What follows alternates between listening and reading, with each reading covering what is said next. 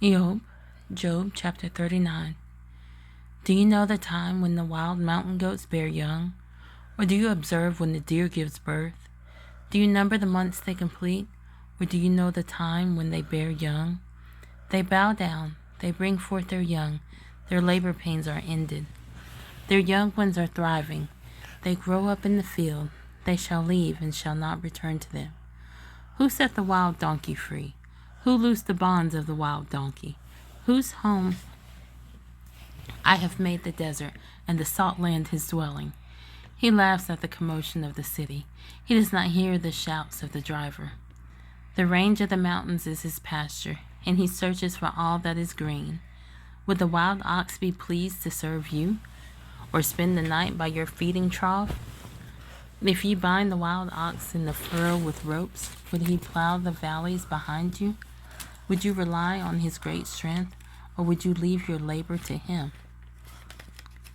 Would you trust him to bring home your grain and gather it to your threshing floor? The wings of the ostrich flap joyously, but they are not the pinions and plumage of a stork. She leaves her eggs on the ground and warms them in the dust, and she forgets that a foot might crush them or a wild beast tread on them. She treats her young harshly, as if not hers.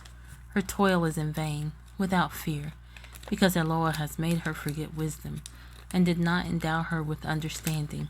When she lifts herself on high, she laughs at the horse and its rider. Have you given the horse strength? Have you covered his neck with a mane? Would you make him leap like a locust? His splendid snorting is frightening. He paws in the valley and rejoices in strength. He gallops into the clash of arms.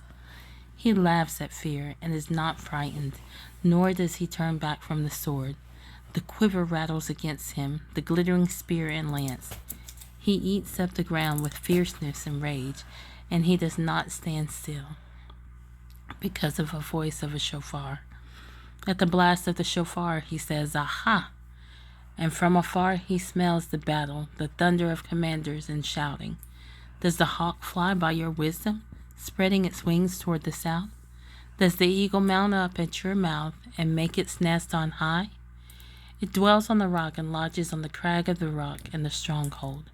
From there it searches out the prey. Its eyes see it from afar, and its young ones suck up blood.